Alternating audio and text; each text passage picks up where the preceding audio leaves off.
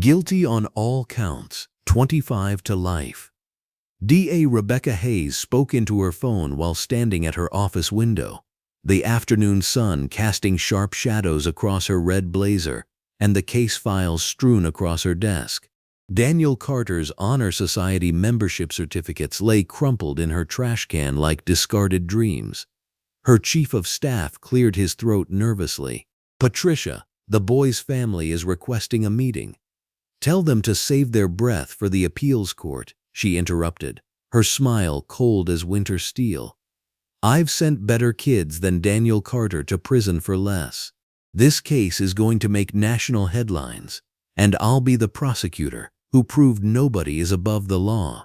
She spun around in her leather chair, completely unaware that the Attorney General was already dialing her direct line, and her world was about to come crashing down in the next 60 seconds. Welcome to Frost Folktales. This is where we tell the stories of those who were underestimated, dismissed, and targeted, yet chose courage over silence. If these stories move you, subscribe and be part of a community that refuses to let them fade into the background. 20 miles across the city, fluorescent lights hummed overhead in the county detention center as Daniel Carter sat on his narrow bunk, orange jumpsuit pressed neat as Sunday service, blue jacket folded precisely beside him.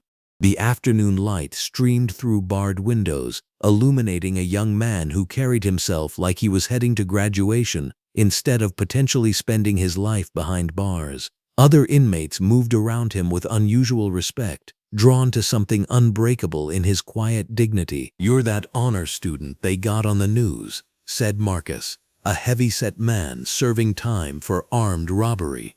"My daughter goes to Jefferson High, says you tutored half her math class for free."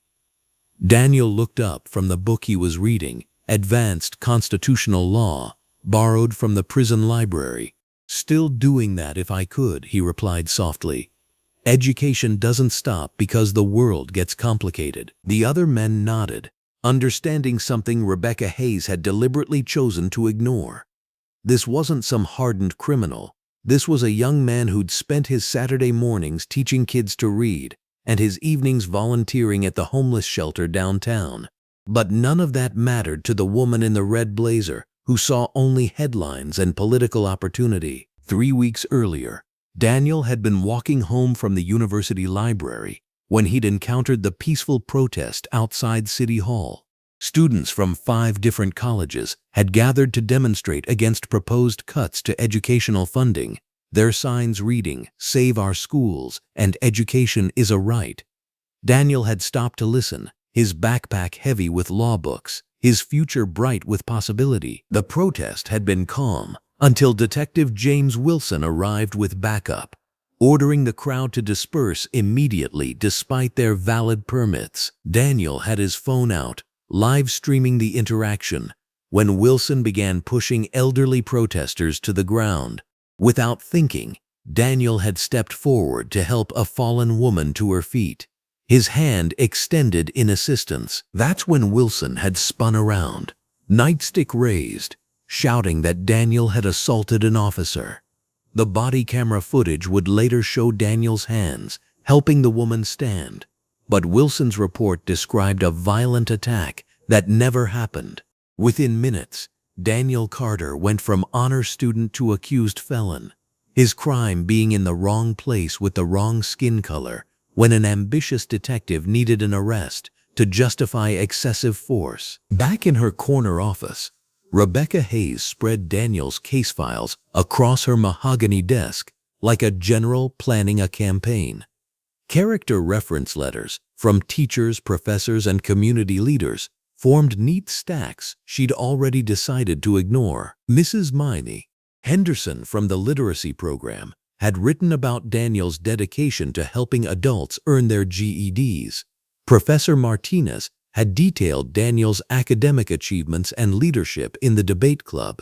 Reverend Thompson from Mount Olive Baptist had described Daniel's volunteer work with homeless veterans. Rebecca swept them all into her briefcase, not to present as evidence, but to ensure they never saw daylight in her courtroom. She picked up her red pen and began highlighting Detective Wilson's statement, the false testimony that would become the foundation of her case. She'd already coached Wilson through his story twice, refining the details that would paint Daniel as a dangerous radical instead of the community volunteer he actually was. Her assistant knocked and entered. The public defender wants to discuss a plea bargain. Says the kid has no priors, stellar academic record, community ties. Rebecca cut him off with a wave of her manicured hand. No deals. I want this case to go the distance. Tell Lisa Rodriguez that if she wants to save her client, she better prepare for trial. This conviction is going to put me in the governor's mansion. At the public defender's office, Lisa Rodriguez sat across from Daniel in the cramped interview room, fluorescent lights buzzing overhead as she reviewed his file with growing disbelief. 22 years old, summa cum laude undergraduate degree, full scholarship to law school, volunteer coordinator at 3 different community organizations. Daniel wore his orange jumpsuit like a uniform he'd been handed by mistake, his blue jacket neat across his shoulders. I've been doing this for 15 years, Lisa said, shaking her head as she flipped through character references. I've never seen the DA's office pursue maximum sentencing for someone with your background. Something's not right here, Daniel. Rebecca Hayes is treating this like you're some kind of career criminal instead of an honor student who helped an elderly woman stand up. Daniel leaned forward slightly, his voice steady despite the circumstances. Ms. Rodriguez, I understand the system isn't always fair, but I have faith that truth comes out eventually. I was helping that woman. I never touched Detective Wilson. There were dozens of witnesses, cell phone videos, security cameras. Surely the evidence will speak for itself. Lisa's expression darkened as she looked at the prosecutor's evidence list. That's just it, Daniel.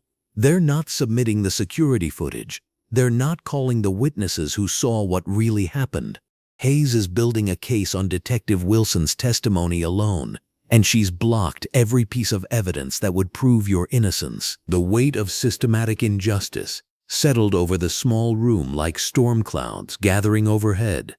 Daniel Carter, who'd spent his young life believing that hard work and good character mattered, was learning that ambition and politics could corrupt even the halls of justice. That evening, Rebecca Hayes stood at the podium in the courthouse steps, camera lights illuminating her red blazer as reporters gathered for her press conference.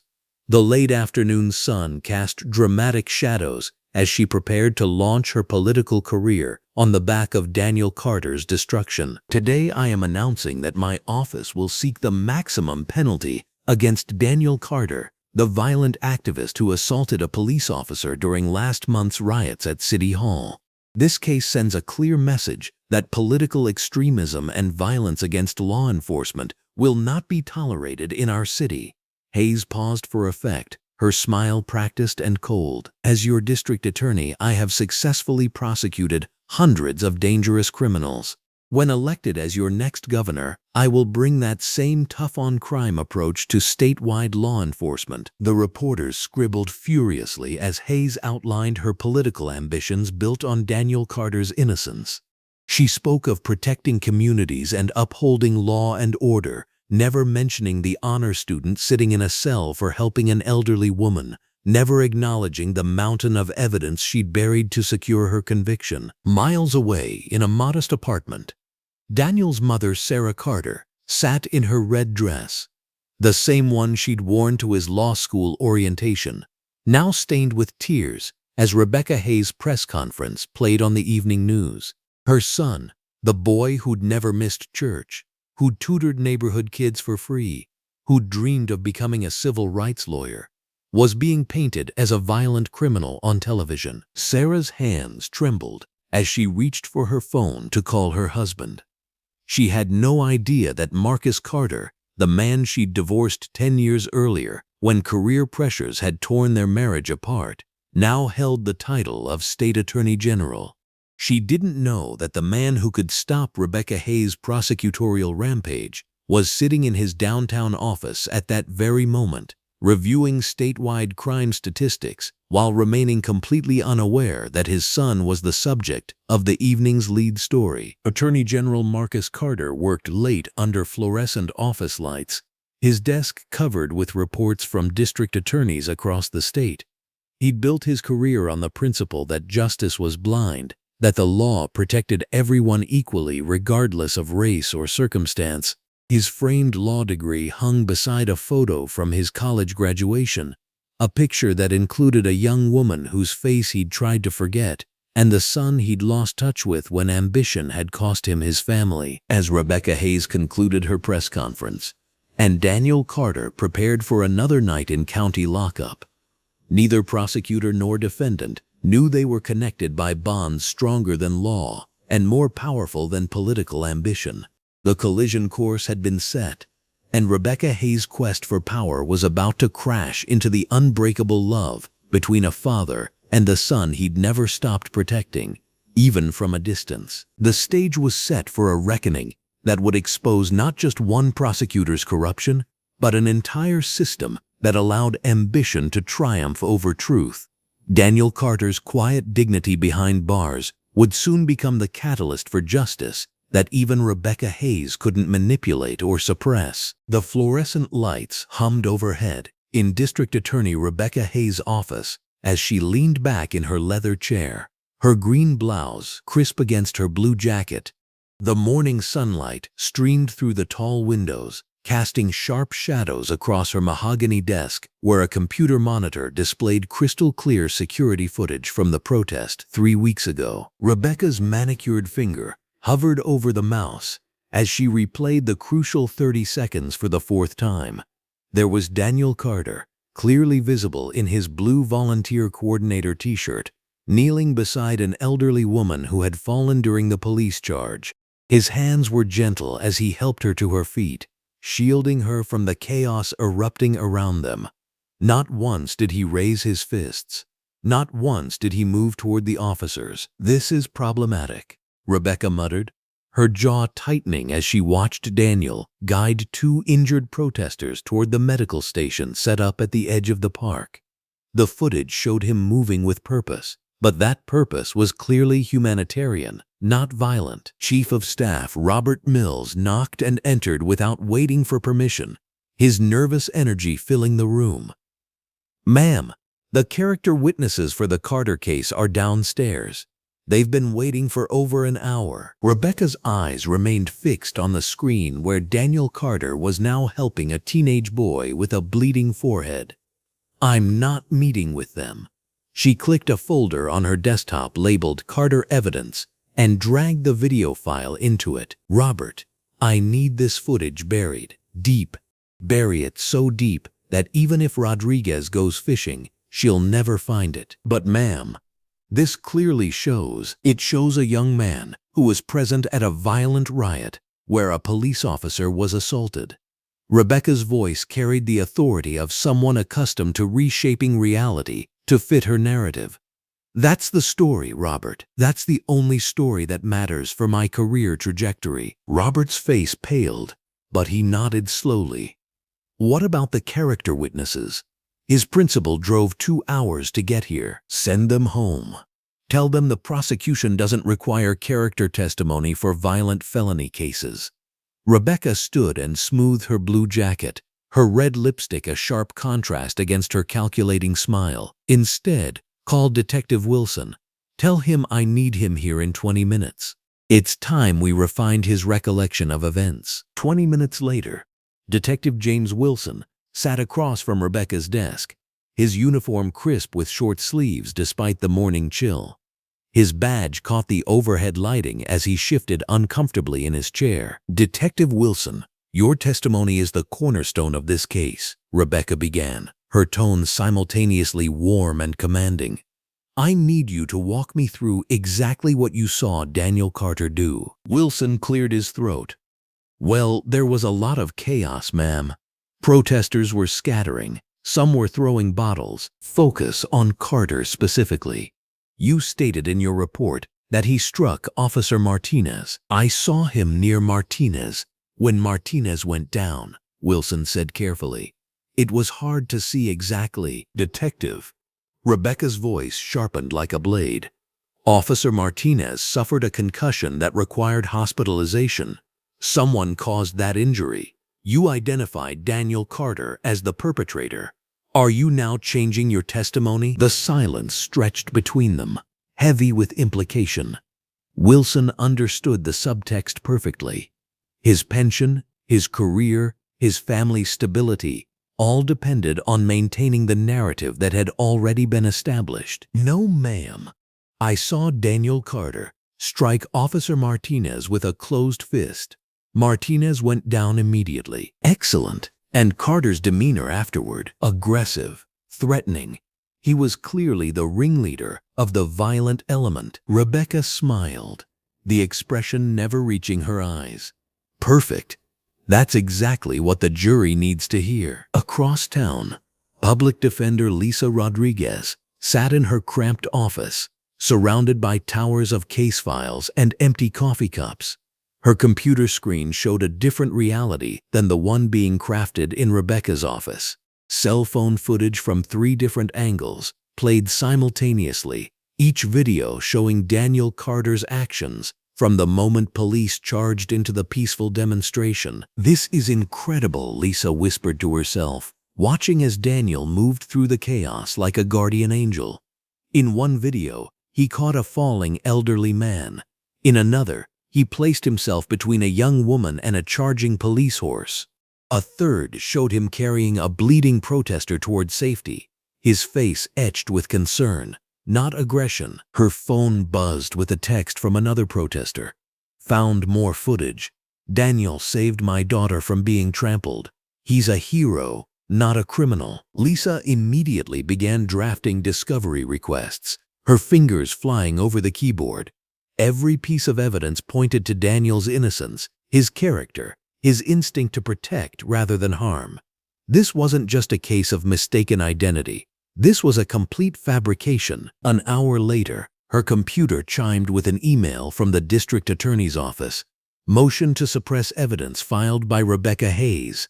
All cell phone footage from the protest declared inadmissible due to chain of custody issues and potential manipulation. Character witness testimony ruled irrelevant to the charges. She can't be serious, Lisa breathed, reading the legal document that systematically eliminated every piece of evidence that could save Daniel Carter. But Rebecca Hayes was deadly serious, and she had the power to make it stick. In the county jail, Daniel Carter sat at the small metal table in his orange jumpsuit, his blue jacket folded neatly beside him. The overhead fluorescent lights cast harsh shadows across the lined paper as he carefully wrote a letter to his 15-year-old sister Maya. Dear Maya, he began in his neat handwriting. I know what you're seeing on the news, but I need you to remember who I am, not what they're saying about me. Keep going to debate practice. Keep volunteering at the literacy center.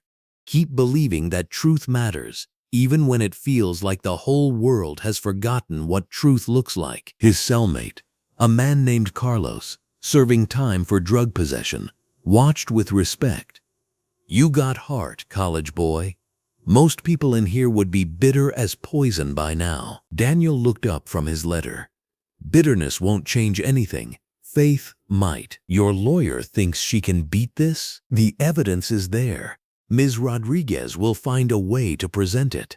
Daniel returned to his letter, though doubt flickered in his eyes like a candle in a storm. Maya, remember when Dad used to say that justice isn't about the outcome, it's about the process? I'm starting to understand what he meant. Even if the system fails me, I can't fail myself. That evening, Rebecca Hayes appeared on the Channel 7 Evening News, her red dress commanding attention under the studio lights.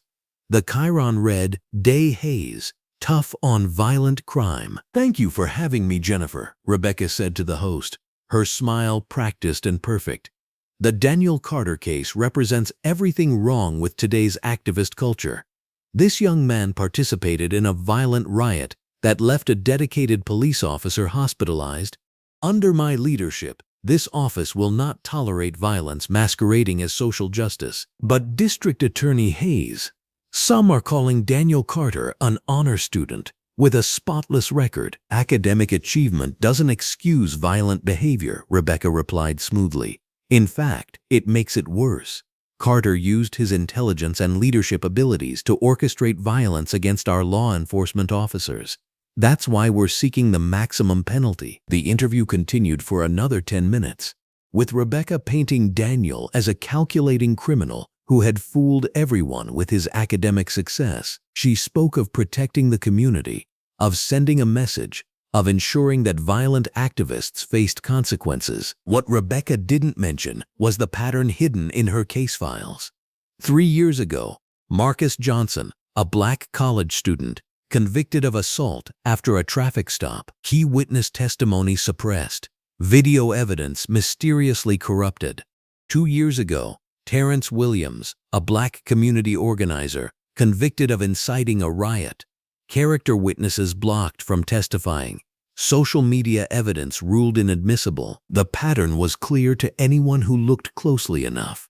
Rebecca Hayes had built her reputation on the backs of young black men, systematically suppressing evidence and coaching witnesses to secure convictions that launched her political career higher with each guilty verdict. In his corner office 30 miles away, Attorney General Marcus Carter worked late into the evening, his desk lamp creating a pool of light in the otherwise dark room. Stacks of statewide crime statistics covered his desk, monthly reports from district attorneys across the state detailing their conviction rates and high-profile cases. He barely glanced at the report from Rebecca Hayes' district, noting only the uptick in violent crime convictions. The name Daniel Carter appeared in a list of recent cases, just another statistic in a sea of numbers. Marcus rubbed his tired eyes and reached for his coffee, unaware that his son's life was being systematically destroyed 50 miles away. "Working late again?" his secretary asked from the doorway. "Crime doesn't sleep," Marcus replied, his standard joke wearing thin after 20 years in law enforcement. He thought briefly of calling his son, but Daniel was probably studying for exams.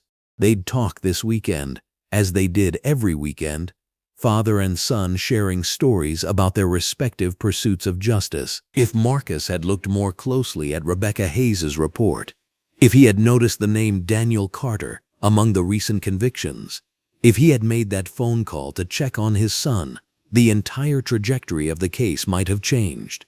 But justice often hinges on such small moments, such tiny oversights, that create massive consequences. As the night deepened, Rebecca Hayes sat in her office reviewing case files from her illustrious career, each conviction another stepping stone toward the governor's mansion.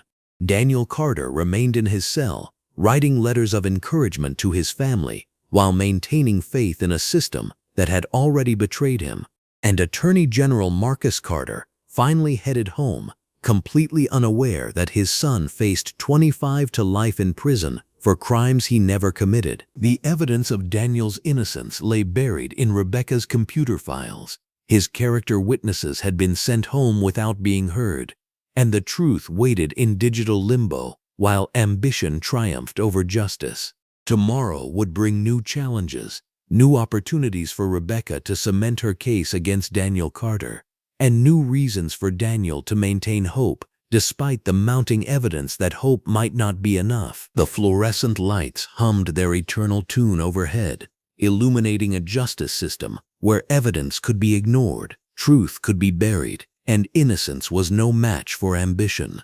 But somewhere in that same building, Lisa Rodriguez worked through the night, searching for any crack in Rebecca's armor, any way to save Daniel Carter from a fate he didn't deserve. The battle for Daniel's freedom was just beginning. The morning sunlight streamed through the tall windows of courtroom 4A as Judge Michael Thompson took his position behind the bench. The fluorescent lights cast a harsh brightness over the polished wooden surfaces, illuminating every detail of what would become a theater of injustice. Daniel Carter sat at the defense table in his orange defendant jumpsuit with a blue jacket draped over his shoulders, his posture straight and dignified despite the circumstances that had brought him here. In the gallery behind him, His mother and younger sister occupied the front row, both wearing identical red dresses that seemed to symbolize their shared anguish.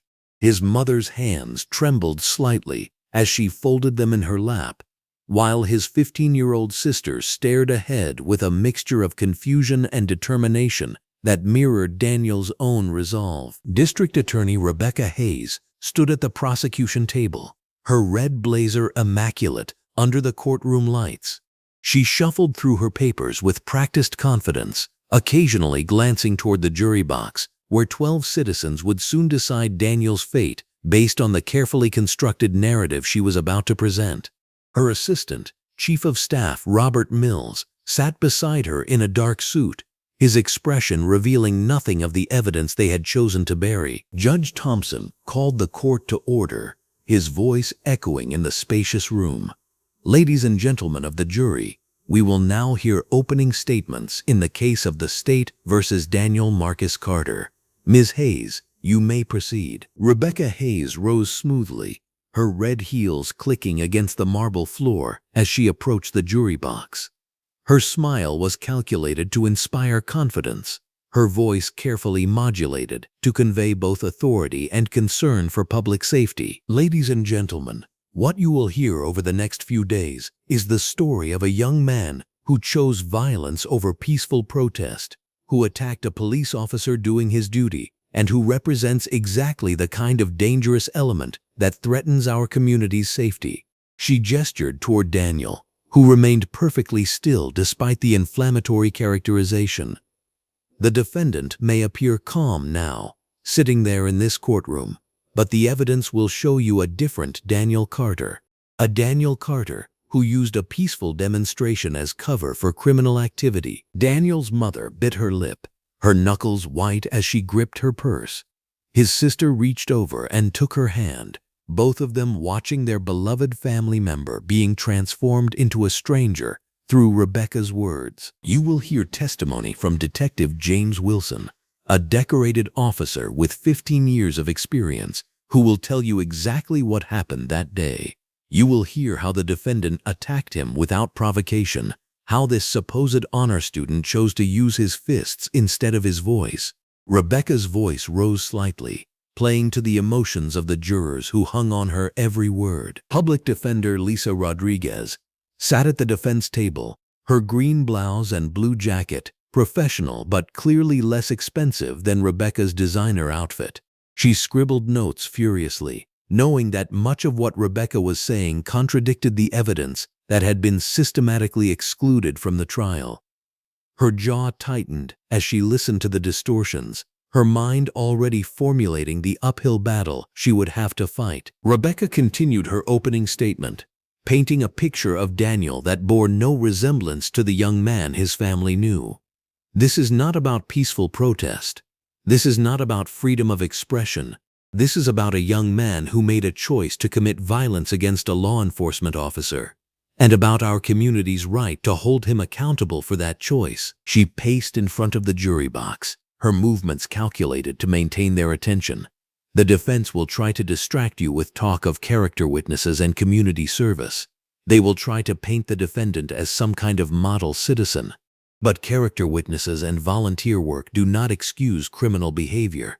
Good grades do not give anyone the right to assault a police officer. Daniel's former debate coach, Mr. Harrison, sat 3 rows behind the family, his face flushed with anger at hearing his former student described this way. He had driven 2 hours to be here, hoping to testify about Daniel's commitment to nonviolent advocacy and his natural leadership abilities.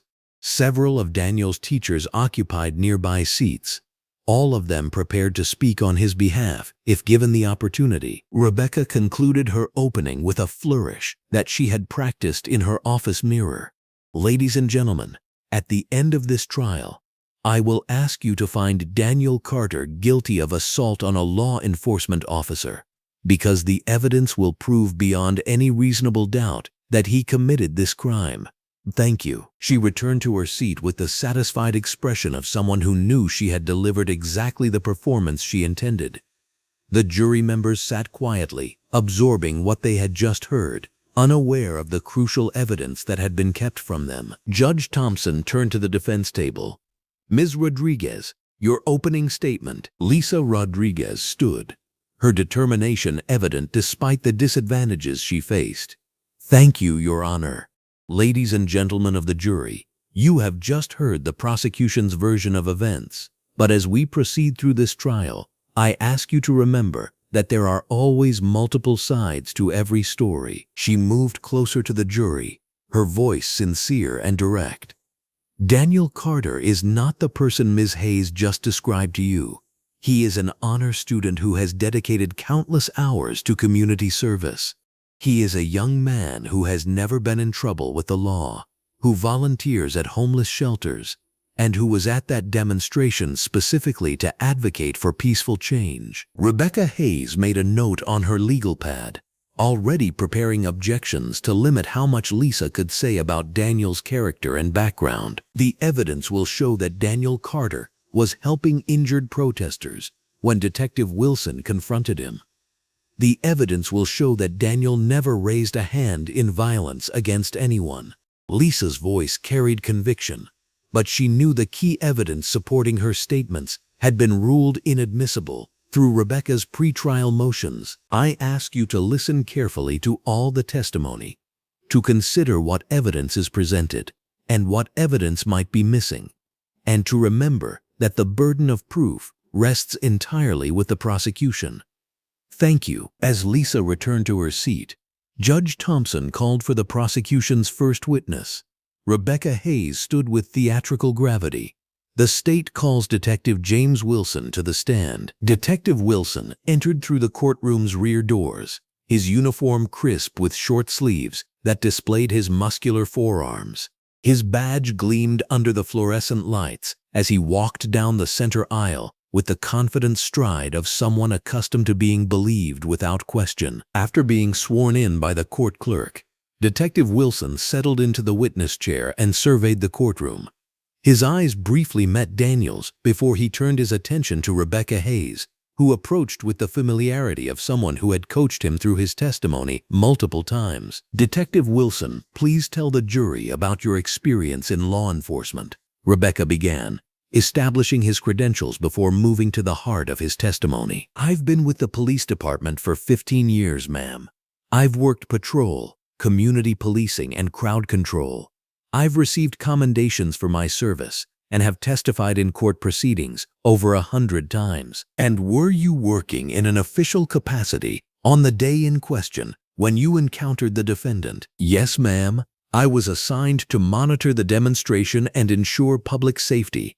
Things had gotten tense, and we were trying to maintain order when I observed the defendant acting aggressively toward other protesters." Daniel maintained his composure, but his family members in the gallery exchanged glances of disbelief. They knew Daniel had never acted aggressively toward anyone in his entire life. "What happened next, Detective Wilson?" "I approached the defendant to de-escalate the situation, and he immediately became hostile. He started yelling at me, using profanity, saying things about police that I won't repeat in this courtroom. When I tried to calm him down, he swung at me with a closed fist." Court reporter Sarah Chen typed rapidly, capturing every word of testimony while noticing the subtle inconsistencies in Detective Wilson's demeanor. She had transcribed hundreds of trials and recognized the signs of coached testimony, but her role required her to remain silent and objective. Lisa Rodriguez objected to several of Rebecca's leading questions, but Judge Thompson overruled most of her objections. The defense attorney knew she was fighting a battle with limited ammunition, her most powerful evidence having been excluded before the trial even began. Rebecca continued questioning Detective Wilson, leading him through a detailed account that painted Daniel as the aggressor in every interaction.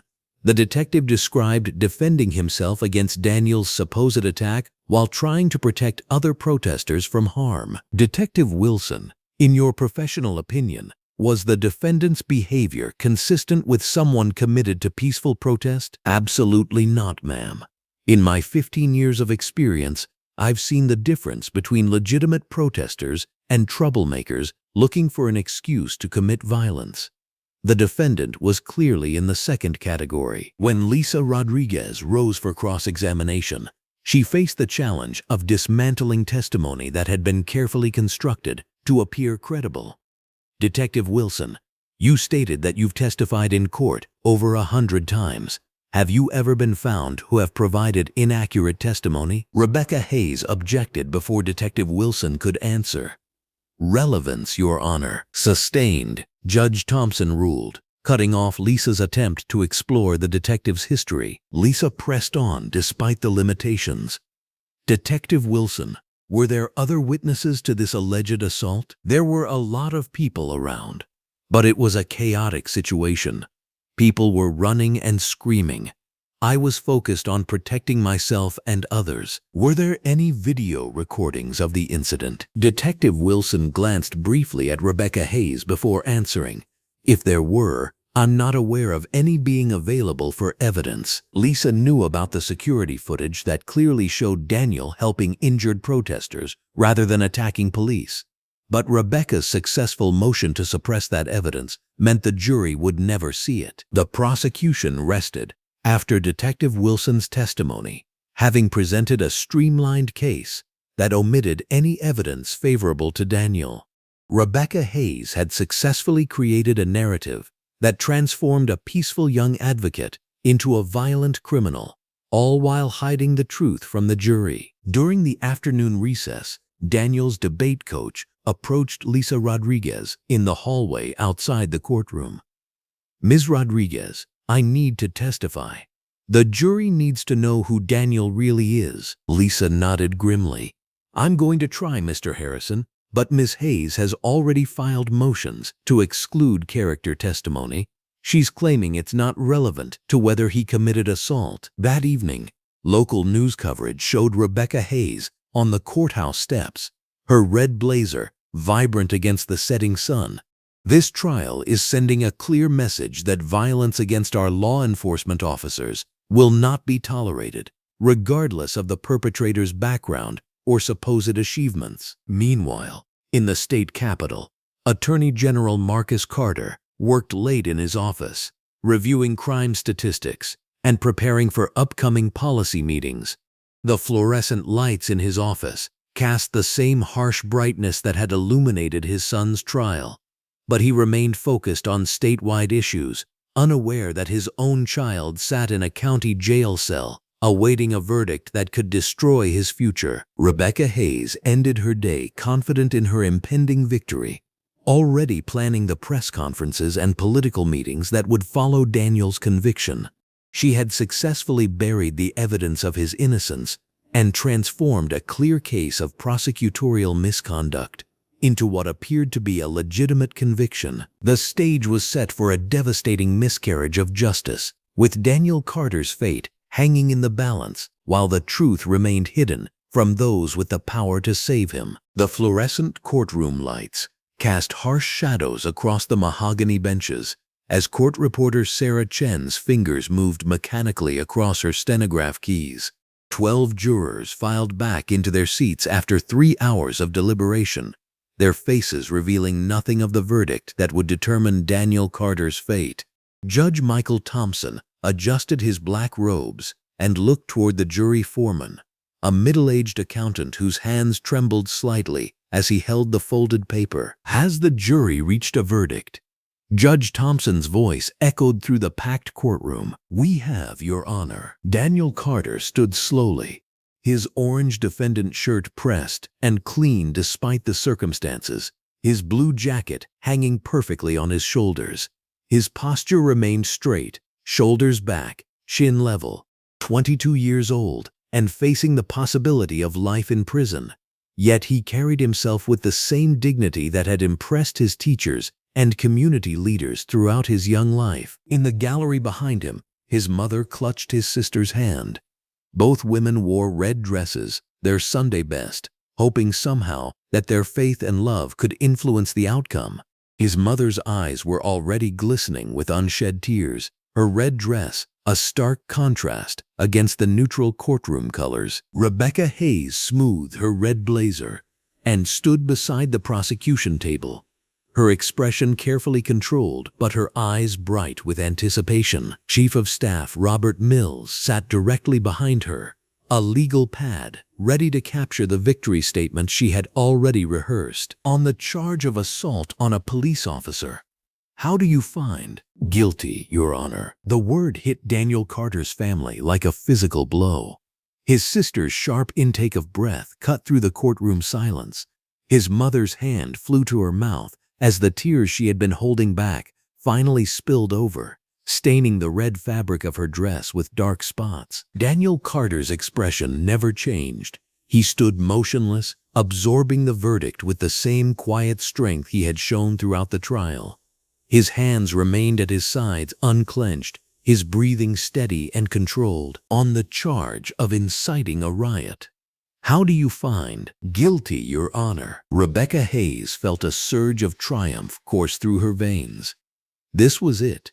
This was the moment that would catapult her from district attorney to governor, from local prosecutor to statewide political star. She glanced back at Robert Mills, who was already typing notes into his phone about scheduling press conferences and political donor meetings. Judge Michael Thompson watched the scene unfold with growing unease.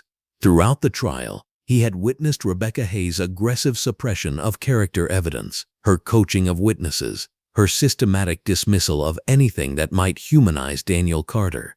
The law bound him to accept the jury's verdict, but something felt deeply wrong about this entire prosecution. On the charge of resisting arrest, how do you find? Guilty, Your Honor. Lisa Rodriguez closed her eyes briefly, then reached over to place a steady hand on Daniel Carter's arm.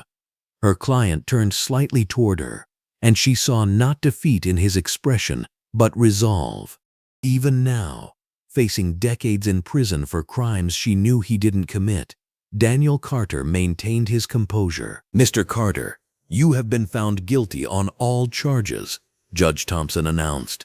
Sentencing will take place in 1 hour. Court is in recess. The gavel's sharp crack seemed to release the tension that had been building in the gallery. Daniel Carter's mother broke down completely, her sobs echoing off the courtroom walls as his sister wrapped protective arms around her.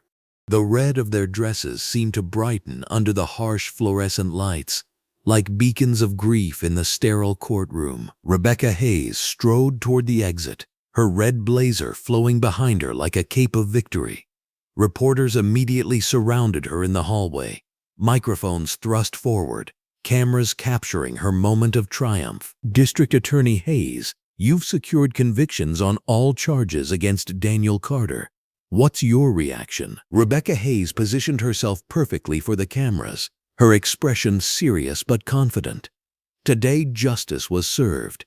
This defendant thought he could hide behind his student status while engaging in violent criminal behavior. This verdict sends a clear message that no one is above the law. Will you be seeking maximum sentencing? Absolutely. Daniel Carter represents a clear and present danger to public safety. The people of this state deserve protection from individuals who would use violence to advance their political agenda. Meanwhile, back in the holding area, Daniel Carter sat across from Lisa Rodriguez, their conversation conducted through reinforced glass. His orange jumpsuit had been replaced with the Blue County Jail uniform, but his posture remained dignified. Daniel, I want you to know that I'm going to fight this conviction with everything I have, Lisa Rodriguez said, her voice filled with determination. The appellate court will see the evidence that was suppressed, the witness testimony that was blocked. Daniel Carter nodded slowly. Miss Rodriguez, I appreciate everything you've done for me, but right now, I'm more worried about my mother and sister. This is destroying them. Your family is strong, Daniel. They raised someone who can stand in the face of this injustice and maintain his dignity. That strength runs in your blood. An hour later, the courtroom reassembled for sentencing. The gallery had filled even more, with community supporters, media representatives, and curious observers packing every available seat. Daniel Carter took his place at the defendant's table, his blue jail jacket neat and pressed, his hands folded calmly before him. Judge Michael Thompson reviewed the sentencing guidelines with visible reluctance. "Ms. Hayes, does the prosecution wish to make a sentencing recommendation?" Rebecca Hayes rose like a predator sensing the kill. Her red blazer seemed to glow under the courtroom lights as she approached the podium with calculated confidence. "Your Honor, the prosecution recommends the maximum sentence allowable under law, 25 years to life in state prison." Her voice carried clearly through the packed courtroom. Daniel Carter has shown no remorse for his actions. He used his education and his privileged position as a student to organize and incite violence against law enforcement officers who were simply doing their jobs. The lies flowed smoothly from her lips, each word carefully chosen for maximum political impact. She gestured toward Daniel Carter as she spoke, painting him as a calculating criminal mastermind rather than the honor student and community volunteer he actually was. "The defendant's supporters will tell you about his grades, his volunteer work, his clean record. But, Your Honor, this makes his crimes even more heinous. He used his intelligence and his position of trust to plan and execute violent attacks on our brave police officers. Society must be protected from individuals like Daniel Carter, who would exploit their advantages to harm others." Daniel Carter listened to Rebecca Hayes destroy his character and his future with systematic precision. Her words painted him as someone he didn't recognize, a violent criminal hiding behind academic achievement and community service. Yet his expression never changed, his posture never wavered. Judge Michael Thompson felt sick as he listened to Rebecca Hayes' recommendation: 25 to life for a first-time offender, an honor student, a young man whose character witnesses had been systematically blocked from testifying. But the jury had spoken, and the law demanded he follow sentencing guidelines. "Does the defendant wish to make a statement before sentencing?" Daniel Carter stood slowly, his blue jail jacket perfectly aligned, his hands clasped behind his back. The courtroom fell completely silent as he prepared to speak. Even Rebecca Hayes paused in her note-taking, curious to hear what this young man might say in his final moments of freedom. "Your Honor, I stand before you today not as the person Ms. Hayes has described, but as someone who still believes in the power of truth and justice." Daniel Carter's voice carried clearly through the courtroom, steady and strong. "I was raised to help others, to serve my community, to use my education and my opportunities to make the world better." His mother's tears flowed freely as she listened to her son speak with the same eloquence and grace he had shown since childhood. His sister gripped the pew in front of her, her knuckles white against the dark wood. "I forgive Miss Hayes for what she has done to me and to my family. I forgive Detective Wilson for his false testimony. I forgive this system that has failed to see the truth, because holding on to anger would only make me the person they claim I already am." The courtroom was absolutely silent except for the quiet sound of his mother's crying and the mechanical clicking of Sarah Chen's stenograph machine. "I pray that someday the truth will come to light, not for my sake, but so that others won't suffer the same injustice. I pray that this system will remember that justice is supposed to be blind, not selectively deaf, to evidence that doesn't serve political ambition." Daniel Carter's words hit everyone in the courtroom except Rebecca Hayes, who was already planning her victory speech. Judge Michael Thompson felt tears threatening at the corners of his eyes. Several jurors shifted uncomfortably in their seats. Even some of the court officers looked moved by the young man's dignity. "I accept whatever sentence you impose, Your Honor, because I know that true justice doesn't always happen in courtrooms. Sometimes it takes time, sometimes it requires patience, but truth has a way of surfacing, no matter how deeply it's buried." Judge Michael Thompson had no choice but to follow the jury's verdict and the sentencing guidelines. "Daniel Carter, you are hereby sentenced to 25 years to life in state prison. You will be eligible for parole after serving 25 years. The gavel fell with finality that echoed through the courtroom like a gunshot. Daniel Carter's mother collapsed against his sister, her red dress dark with tears. The young man, who had just been sentenced to spend the best years of his life in prison, turned toward his family and nodded once, a gesture of reassurance and love that broke their hearts even further. 2 hours later, Daniel Carter sat in the transport van, heading toward state prison. His orange jumpsuit and blue jacket, the uniform of the condemned. Other inmates filled the van, most of them hardened criminals, heading back to familiar cells. But something about Daniel Carter's quiet dignity commanded their respect. "First time?" asked an older inmate with tattoos covering his arms. "Yes, sir," Daniel Carter replied politely. "What'd you get?" 25 to life. The older inmate whistled low. "Damn, son, what'd you do?" "They say I assaulted a police officer during a protest, but I was actually helping injured people get medical attention." The van fell quiet as the other inmates processed this information. They had seen enough of the system to recognize injustice when they heard it. "Keep your head up in there," the older inmate said quietly. "Truth has a way of coming out eventually." Meanwhile, Rebecca Hayes celebrated in her downtown office with Chief of Staff Robert Mills and several key supporters. Her red blazer had been replaced with a designer dress, her hair and makeup perfect for the cameras that would document her victory. "This conviction is going to change everything," Robert Mills said, raising his champagne glass. "The polling numbers are already showing movement. Voters love a prosecutor who's tough on crime and doesn't back down from difficult cases." Rebecca Hayes smiled as she looked out her office window at the city skyline. Somewhere out there, Daniel Carter was beginning his first night in a prison cell, but she felt no remorse, no second thoughts about the evidence she had suppressed or the character witnesses she had silenced. "Schedule meetings with the major donors for next week," she instructed Robert Mills. "I want to start building our gubernatorial campaign war chest while this victory is still fresh in everyone's mind." The local news stations led their evening broadcasts with Rebecca Hayes' triumph. Her perfectly staged press conference played on repeat, her words about justice and public safety creating sound bites that would fuel her political aspirations for months to come. 200 miles away, in the state capitol, Attorney General Marcus Carter worked late in his office, reviewing case files and budget reports under bright fluorescent lights.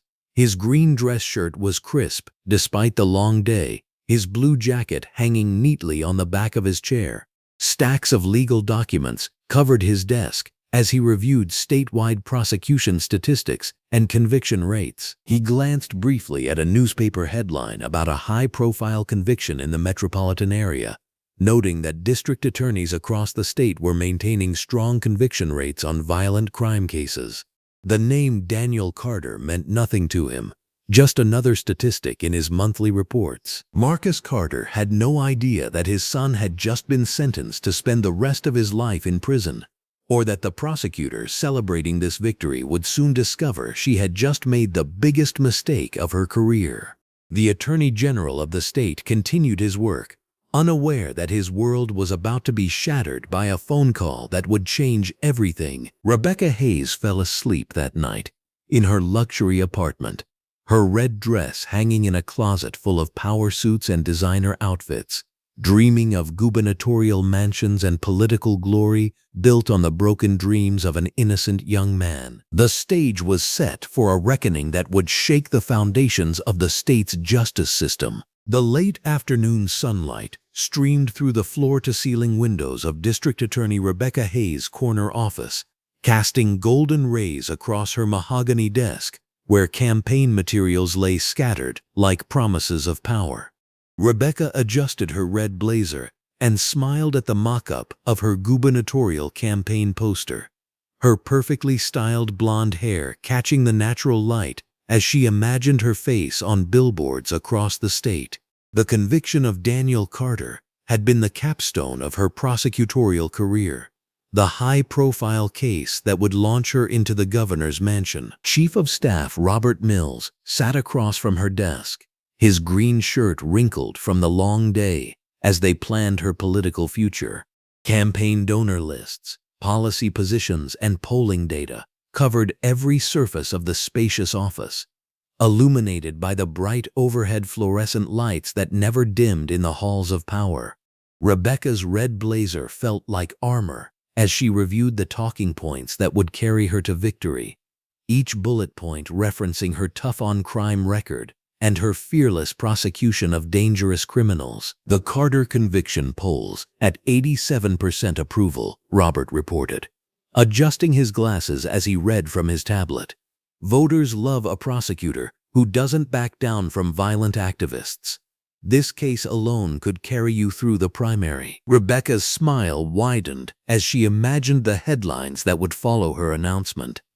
The woman who took down the dangerous young radical, the prosecutor who stood firm against mob violence, the leader who would bring law and order to the highest office in the state. Her red blazer caught the sunlight as she stood and walked to the window, looking out over the city she would soon govern. The phone rang, its sharp tone cutting through their planning session.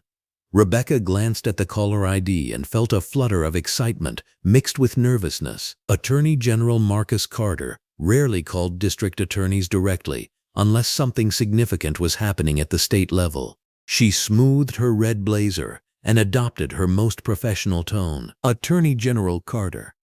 "What an honor," Rebecca said, settling back into her leather chair. "How can I help you today?" Marcus Carter's deep voice filled the office through the speakerphone, calm and authoritative as always. "Rebecca, I'm calling to discuss some statewide prosecution statistics and review a few high-profile cases that have been generating media attention. I like to stay informed about the work being done in our major districts." Rebecca straightened in her chair, her red blazer suddenly feeling more formal as she prepared to impress her superior. This was exactly the kind of attention she'd been hoping for, the recognition that would smooth her path to higher office. Robert Mills leaned forward, sensing the importance of the conversation as the bright office lights illuminated his eager expression. "Of course, sir.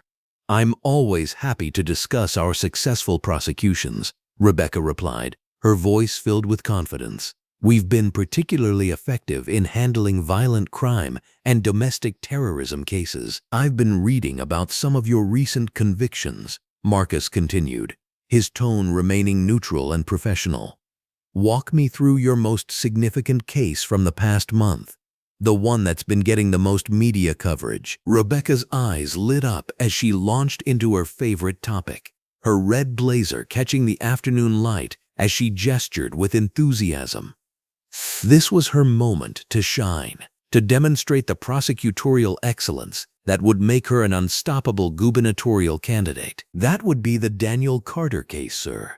A particularly dangerous young man involved in violent protest activities," Rebecca began, her voice filled with pride. "He was arrested for assaulting a police officer during a riot, and despite attempts by bleeding heart activists to paint him as some kind of honor student, we saw through the facade." Robert Mills watched nervously from his chair, something in the Attorney General's silence making him uneasy. The fluorescent lights seemed brighter somehow, casting sharp shadows across the campaign materials as Rebecca continued her detailed description. "We pursued maximum sentencing, 25 to life. Despite pressure from community groups and character witnesses," Rebecca continued, warming to her subject. "The defense tried to present irrelevant testimony about his academic record and volunteer work, but I kept the focus on his criminal actions. We can't let violent activists hide behind false reputations." The silence on the other end of the line stretched longer than comfortable, filled only by the hum of the office lights and the distant sound of traffic far below. Rebecca glanced at Robert, who had gone pale beneath the bright illumination, his green shirt suddenly seeming to clash with his worried expression. "Ma'am," Marcus Carter's voice had changed completely, losing its professional neutrality and taking on a tone that made Rebecca's blood run cold. "Did you say Daniel Carter?" "Yes, sir," Rebecca replied, confusion creeping into her voice as she sensed something shifting in the conversation. "Daniel Carter, 22 years old, convicted of assaulting Officer Wilson during the downtown protests.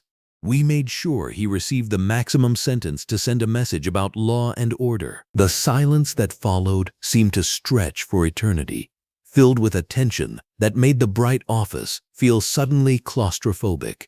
Robert Mills gripped the arms of his chair as if preparing for an earthquake, his face growing paler under the unforgiving fluorescent lights that illuminated every detail of his growing horror. When Marcus Carter spoke again, his voice carried the weight of paternal anguish mixed with the authority of his office.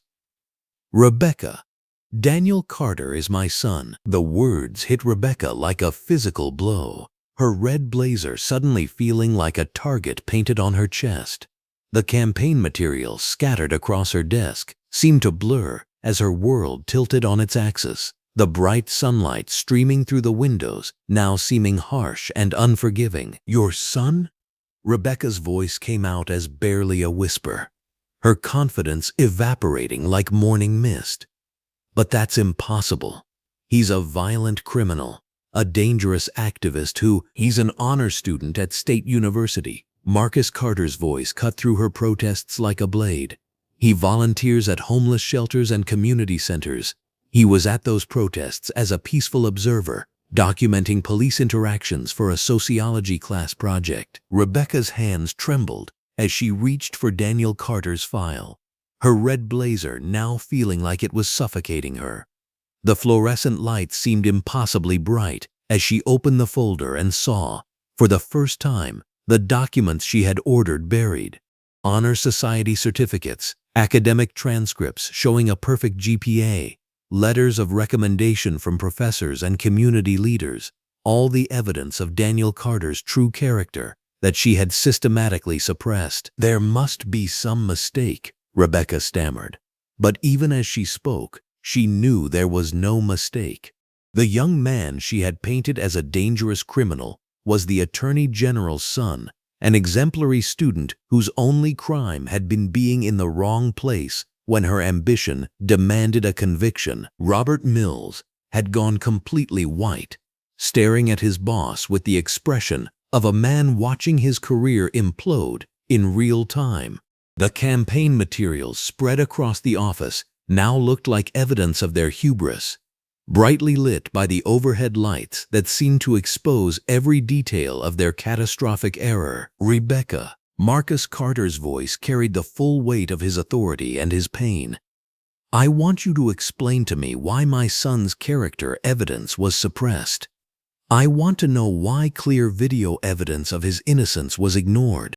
I want to understand how an honor student with no criminal record was painted as a violent terrorist." Rebecca's mouth opened and closed soundlessly, her red blazer now feeling like a scarlet letter, as she struggled to find words that could possibly explain the inexplicable. The bright office that had seemed like a launching pad for her political ambitions now felt like a courtroom where she stood condemned. "Sir, we followed standard procedures," Rebecca managed, but her voice lacked any conviction. The lies she had told herself about Daniel Carter's guilt crumbled under the weight of truth, leaving her exposed and defenseless. "Standard procedures?" Marcus Carter's voice rose for the first time, carrying the full force of a father's rage and an attorney general's authority. "Standard procedures that result in an innocent honor student receiving a life sentence?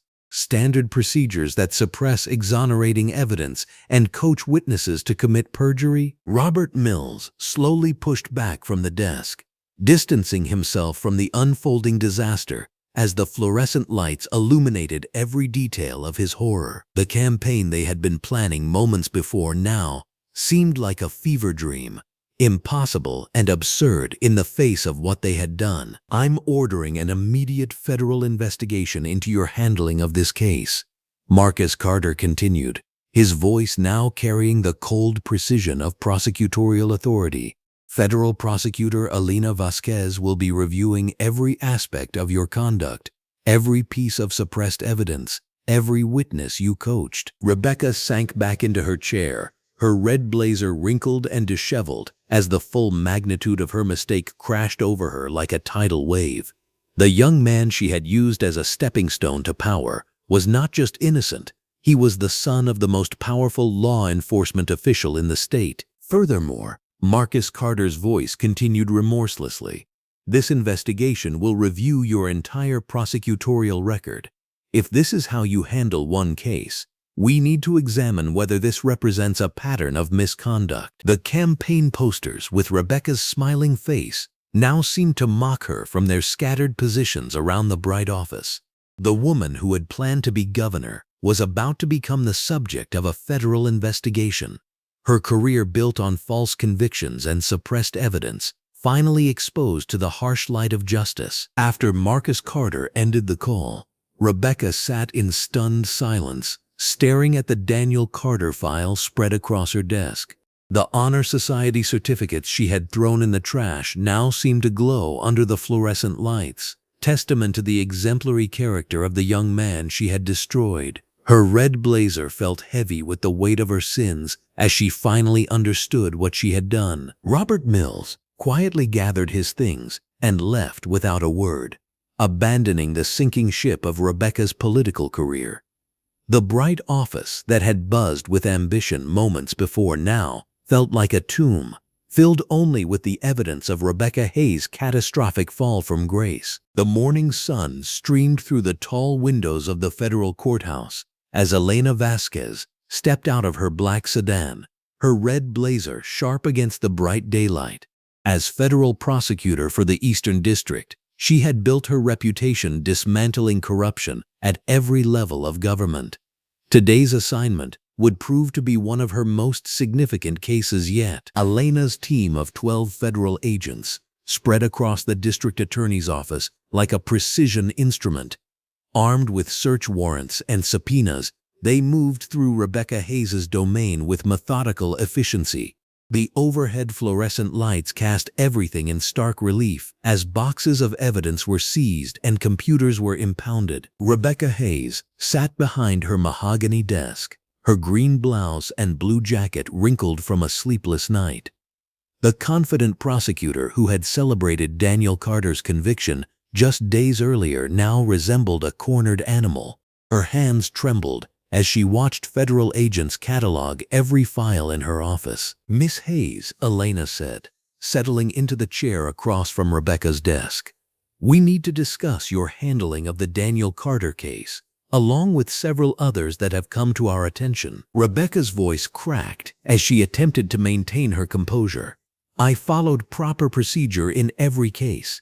Daniel Carter was convicted by a jury of his peers based on the evidence presented." Elena opened a thick folder, revealing photographs of suppressed evidence. Security footage showing Mr. Carter helping injured protesters.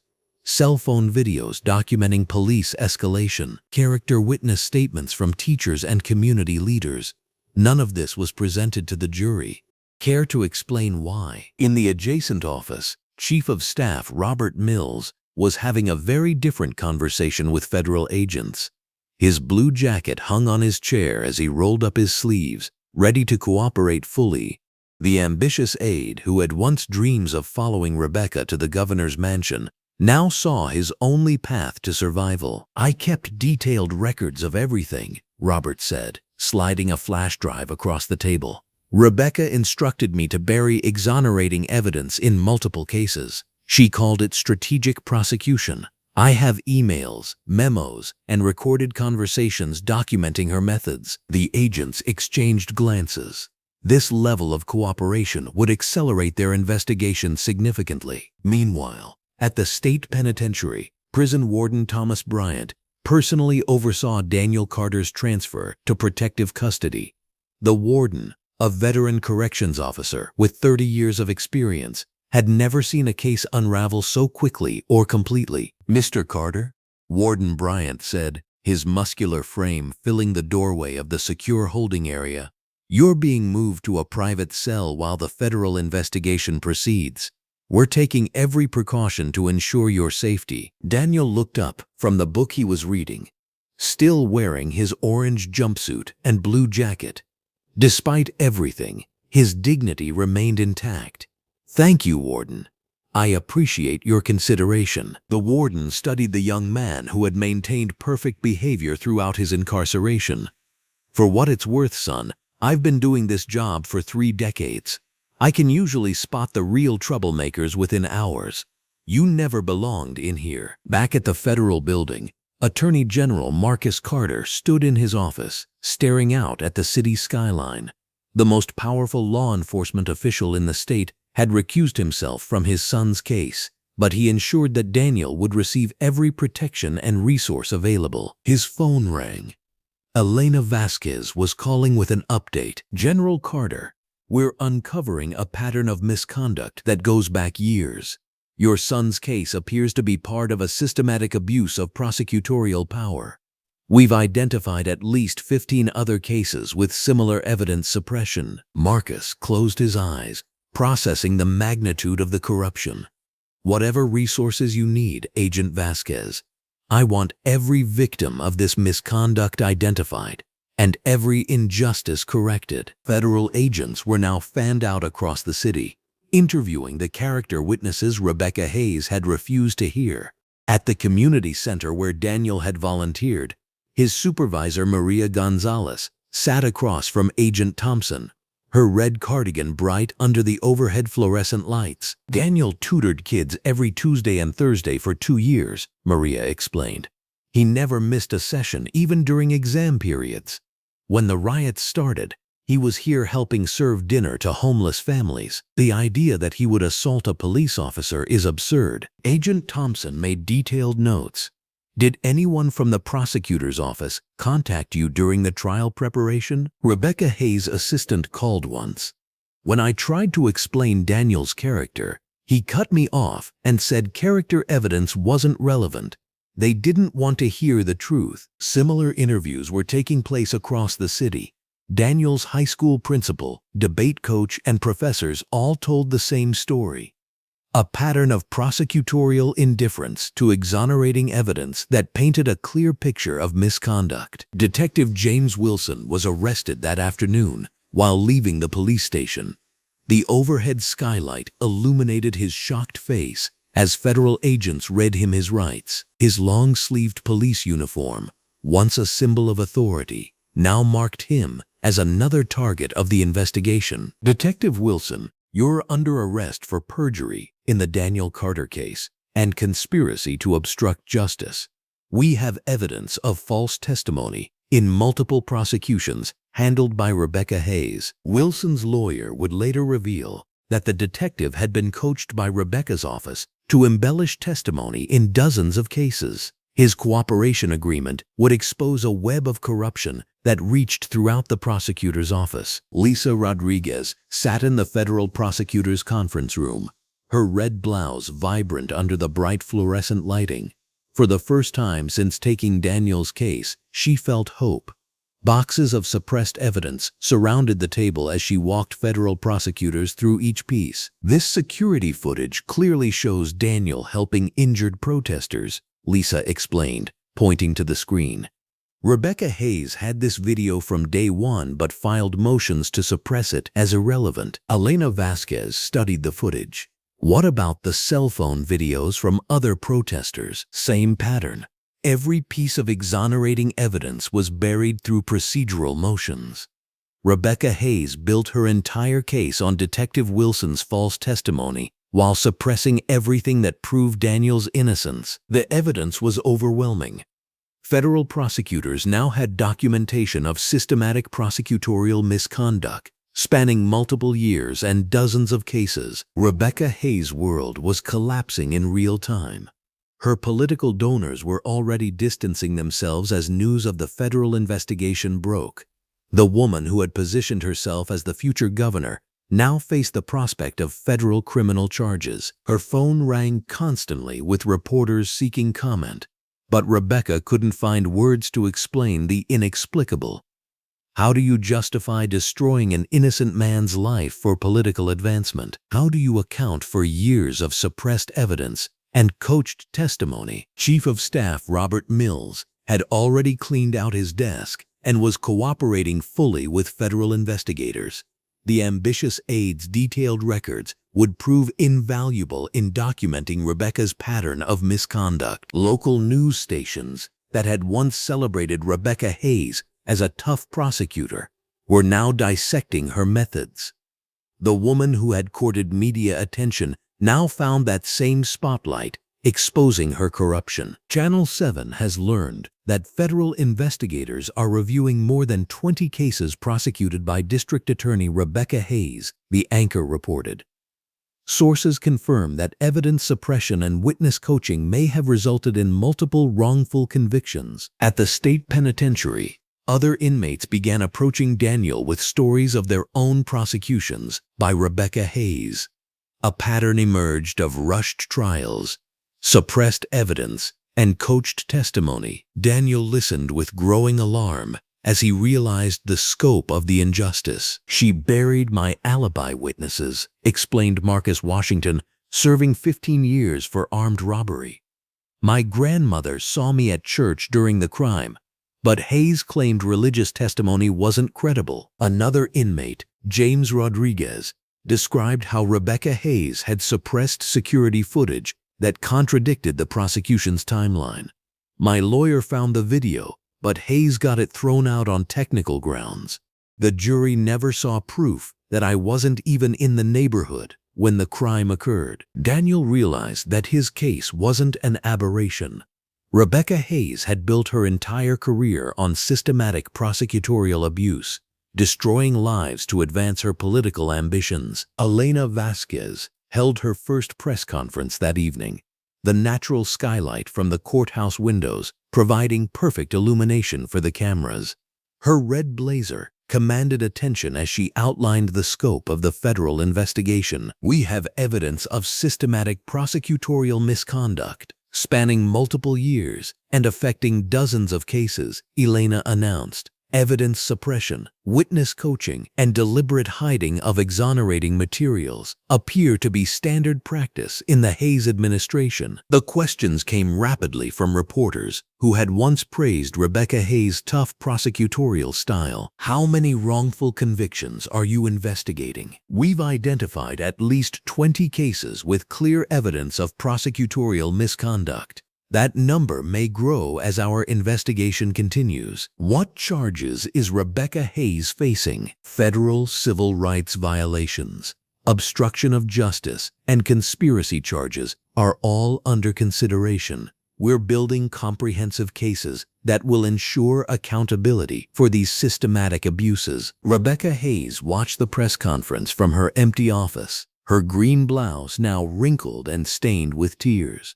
The federal agents had finished their search, leaving behind only the hollow shell of what had once been a powerful prosecutor's domain. The scope of the federal investigation continued expanding as more victims came forward. Elena Vasquez had assembled a team of 12 prosecutors and 25 federal agents to review every case Rebecca Hayes had handled in the past 5 years. Defense attorneys across the state were filing appeals and motions for new trials. As the extent of the prosecutorial misconduct became clear, the woman who had sent dozens of people to prison through corrupt methods now faced the prospect of federal imprisonment herself. Daniel Carter's case had exposed a cancer in the justice system, but federal investigators were determined to cut out every trace of the corruption. The young man who had maintained his dignity throughout a rigged trial had inadvertently triggered the most comprehensive prosecutorial misconduct investigation in state history. As evening fell over the city, Rebecca Hayes sat alone in her office, surrounded by the wreckage of her career. The ambitious prosecutor, who had sought glory through Daniel Carter's destruction, now faced complete professional and personal ruin. The federal investigation was just beginning, but the message was already clear. Justice delayed would not be justice denied. Every victim of Rebecca Hayes' prosecutorial abuse would receive the fair hearing they had been denied, and the corrupt system that had enabled such widespread injustice would be systematically dismantled and reformed. The morning sun streamed through the reinforced windows of the federal courthouse as Daniel Carter walked through the prison gates for the final time.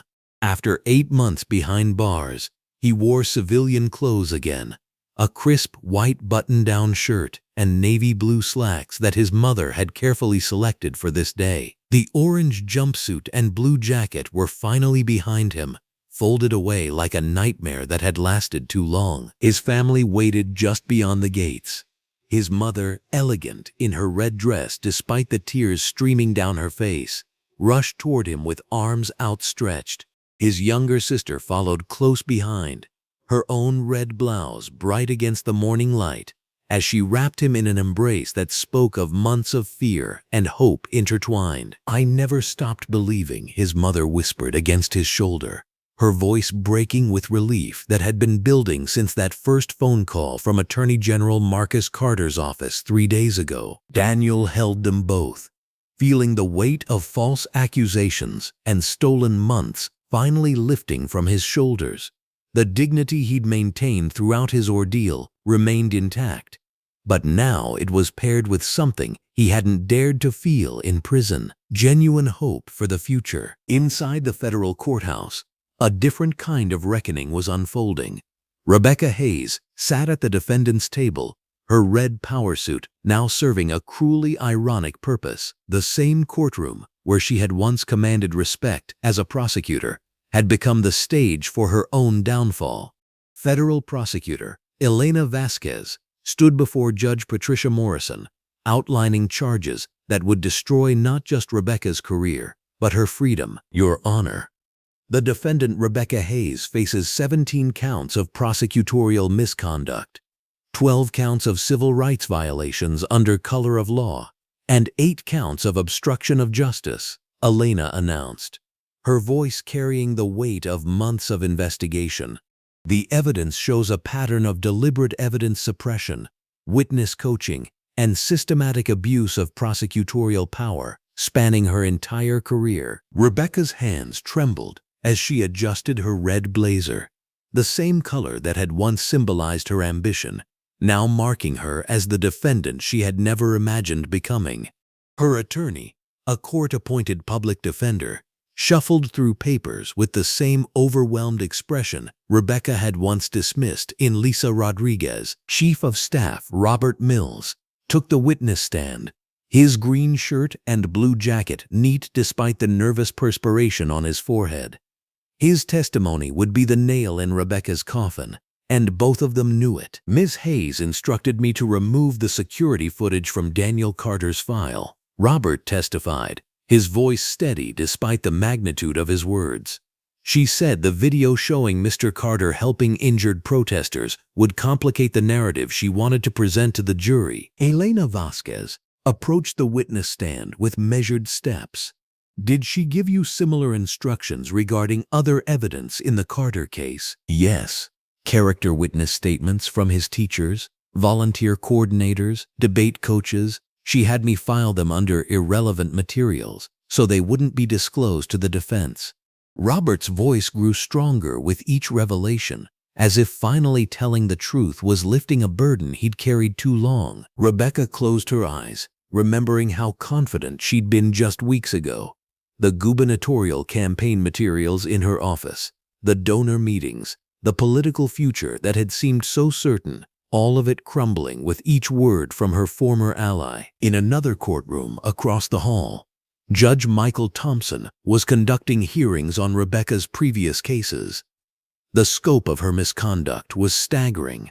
17 defendants had been wrongly convicted through her systematic suppression of evidence, witness intimidation, and collaboration with Detective James Wilson's perjured testimony. Case number 2019 TCR 4782, The State versus Marcus Williams, Judge Thompson announced, his voice heavy with the weight of injustice being corrected. In light of newly discovered evidence of prosecutorial misconduct, including the suppression of alibi witnesses and the coaching of false testimony, this court hereby overturns the defendant's conviction and orders his immediate release. Marcus Williams, who had served 3 years for a robbery he didn't commit, collapsed in his chair as his family erupted in tears of joy behind him. It was a scene that would repeat itself throughout the day as case after case fell under the weight of revealed corruption. Outside the courthouse, Daniel Carter stood before a crowd of reporters and cameras, the natural daylight casting him in sharp relief against the stone steps of justice. He had requested this press conference himself, despite his family's concerns and his attorney's advice to remain silent. "I want to thank Federal Prosecutor Vasquez and her team for their thorough investigation," Daniel began, his voice carrying the same quiet strength that had sustained him through months of incarceration. "But today isn't just about my case. It's about the 17 other defendants who were wrongly convicted, the families who suffered, and the communities that lost faith in the justice system." A reporter called out from the crowd, "Daniel, how do you feel about Rebecca Hayes facing the same system she corrupted?" Daniel paused, considering his words carefully. "I don't take pleasure in anyone's downfall, but I do believe in accountability. Ms. Hayes made choices that destroyed lives, including my own.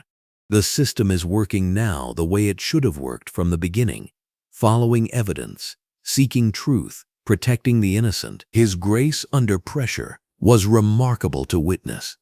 Even now, with his freedom restored and his accuser facing justice, Daniel Carter chose forgiveness over vengeance, reform over retribution. Inside the courthouse, Rebecca's world continued to collapse in real time. Detective James Wilson, wearing an orange jumpsuit and blue jacket as he was led to his own hearing, had agreed to plead guilty to 12 counts of perjury in exchange for cooperation in reviewing the dozens of cases where his false testimony had secured convictions. "Your Honor," Wilson's attorney addressed the court, "my client acknowledges his role in providing false testimony in cases prosecuted by Rebecca Hayes. He's prepared to cooperate fully with federal authorities to identify all cases where his testimony may have contributed to wrongful convictions." The detective, who had once seemed so confident on the witness stand, now appeared broken, his muscular frame diminished by the weight of his crimes. His cooperation would be essential in identifying the full scope of the corruption, but it couldn't undo the years stolen from innocent defendants. In the Attorney General's office, Marcus Carter worked late into the evening, drafting comprehensive reforms designed to prevent future prosecutorial misconduct. The personal trauma of his son's ordeal had been channeled into systemic change that would protect other families from similar nightmares. Mandatory disclosure of all potentially exonerating evidence, he dictated to his assistant, his voice tired but determined. Independent oversight committees for reviewing prosecutorial conduct, and whistleblower protections for staff who report evidence suppression or witness coaching. The reforms would be his legacy, born from the pain of watching his son sentenced to life in prison for crimes he didn't commit. But they would also be Daniel's legacy, proof that even the worst injustices could be transformed into forces for positive change. Federal Prosecutor Elena Vasquez concluded her day with a press conference of her own, announcing the formal charges against Rebecca Hayes while praising Daniel Carter's resilience throughout the ordeal. Daniel Carter's case exposed a level of prosecutorial misconduct that shocked even experienced investigators, Elena told the assembled media. His dignity and grace throughout this ordeal stand as a testament to his character and a rebuke to those who sought to destroy him for personal gain. The irony wasn't lost on anyone present. Rebecca Hayes, who had sought to build her political career on Daniel's false conviction, now faced federal prison while Daniel returned to his education and community service. As evening fell, Daniel Carter sat in his childhood bedroom for the first time in 8 months, surrounded by the books and awards that Rebecca Hayes had dismissed as irrelevant. His acceptance letter to law school lay open on his desk, a future that had seemed impossible just days ago now within reach once again. Across the city, Rebecca Hayes sat alone in her stripped office, boxes of campaign materials stacked in corners like monuments to failed ambition. The red blazer hung on her chair like a discarded costume from a play that had ended badly. Her law license would be suspended pending disbarment proceedings. Her political career was over before it had truly begun. And tomorrow, she would face a federal judge who would likely sentence her to the same prison system she had used to destroy so many lives. The phone rang one final time in her empty office. She let it go to voicemail, knowing it would be another reporter, another former ally distancing themselves, another piece of her world crumbling away. Justice wasn't always swift, but when it finally arrived, it was thorough. Daniel Carter was free, vindicated, and already working to ensure no other innocent person would suffer as he had. Rebecca Hayes would soon learn what it meant to be on the other side of the bars she had used to cage the innocent. The reckoning was complete, but the real work of reform was just beginning. 6 months after Daniel Carter walked free from federal prison, morning sunlight streamed through the tall windows of Columbia Law School's lecture hall. As students filled every seat, the overhead fluorescent lights illuminated eager faces turned toward the podium where Daniel Carter stood, wearing a navy blue sweater and khaki pants, his presence commanding attention not through authority, but through authenticity. "Justice isn't just about the verdict," Daniel began, his voice carrying across the silent auditorium. "It's about the journey we take to reach truth, and the courage to admit when we've lost our way." The law students leaned forward, captivated by this young man, who had survived what many of them feared most about the legal system they were entering. Daniel's foundation, Truth and Justice Coalition, had grown from a simple idea born in his prison cell to a nationwide organization supporting victims of prosecutorial misconduct. Today marked his 15th speaking engagement at law schools across the country, each appearance drawing larger crowds as his message of reform and redemption resonated with future attorneys. Meanwhile, 300 miles away, Rebecca Hayes sat in her orange jumpsuit and blue prison jacket in the common area of Federal Correctional Institution Cumberland. The overhead fluorescent lighting cast harsh shadows on her face as she stared at the television screen where a news report featured Daniel Carter's latest speaking engagement. The irony wasn't lost on her that she now wore the same orange clothing that had once marked Daniel as society's cast-off. Her fall from grace had been swift and complete. The federal judge had sentenced her to 8 years in prison for prosecutorial misconduct, civil rights violations, and obstruction of justice. The woman who had once sought maximum sentences for others now experienced firsthand the reality of prison life, the loss of freedom, the separation from family, the constant reminder that her actions had consequences. Back at the law school, Daniel continued his presentation, clicking to a slide showing statistics on wrongful convictions. "My case wasn't unique," he explained to the attentive students. The investigation into former DA Rebecca Hayes revealed 17 other defendants who had been wrongfully convicted through similar misconduct. 17 families torn apart, 17 lives derailed, 134 years of combined sentences for crimes these people didn't commit. The numbers hit the auditorium like physical blows. Students exchanged shocked glances, many taking notes as Daniel continued. "But here's what gives me hope," he said, his voice lifting. "Every one of those 17 people has now been exonerated and released. The state has paid settlements totaling $42 million. More importantly, the system has begun to change." Daniel clicked to another slide showing Attorney General Marcus Carter at a podium, his blue suit crisp under camera lights. "My father, Attorney General Marcus Carter, has implemented comprehensive reforms, including independent oversight of prosecutorial conduct, mandatory disclosure of all exonerating evidence, and regular audits of high conviction rate prosecutors." The pride in Daniel's voice was unmistakable, not just for his father's position, but for his commitment to preventing future injustices. The changes extended throughout the legal system. Lisa Rodriguez, promoted to head the new Public Defender Prosecutorial Misconduct Division, had hired 12 attorneys dedicated solely to reviewing questionable convictions. Her office, equipped with advanced technology and increased funding, now provided the robust defense that every accused person deserved. Defense attorney Lisa Rodriguez saved my life, Daniel told the students. Not just legally, but literally. She never stopped fighting, never stopped believing in truth. Now she leads a division that ensures other defendants won't face the impossible odds I faced. In her federal prison cell, Rebecca Hayes lay on her narrow bunk, staring at the ceiling. The woman who had once dismissed Daniel's achievements now had endless time to reflect on the magnitude of her crimes. Letters from the families of those she had wrongfully convicted arrived weekly, some filled with anger, others with forgiveness that she struggled to comprehend.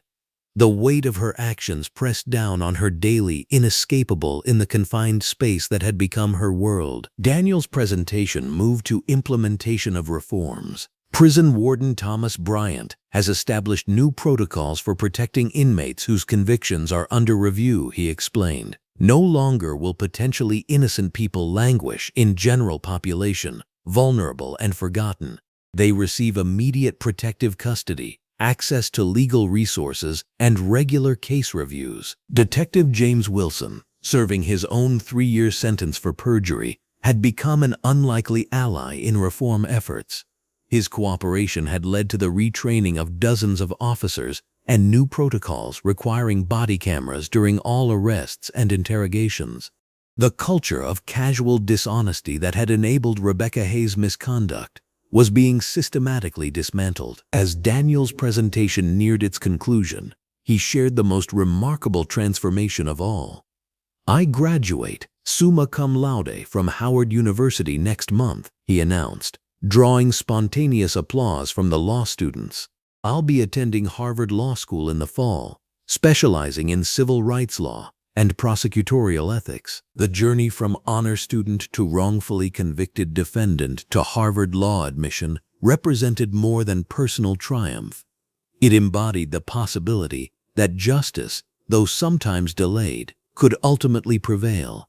Daniel's academic achievements, interrupted but not destroyed by his ordeal, now served as inspiration for others fighting similar battles. "The system that tried to destroy me has instead made me stronger," Daniel continued.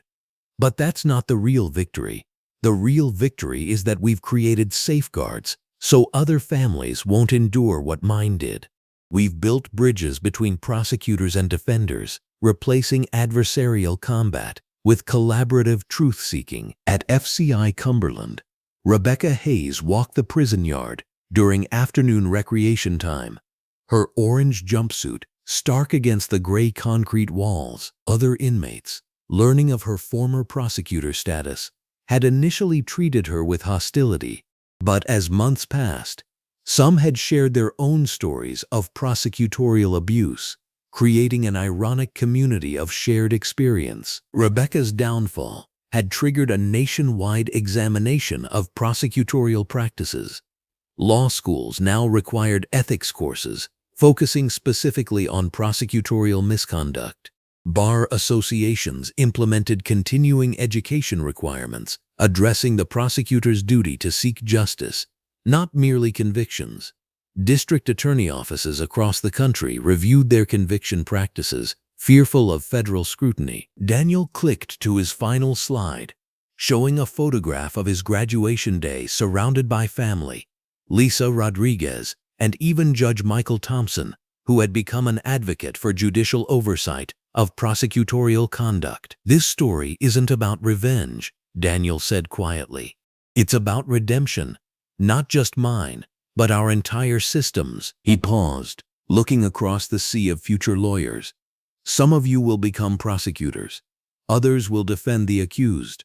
All of you will shape the future of American justice.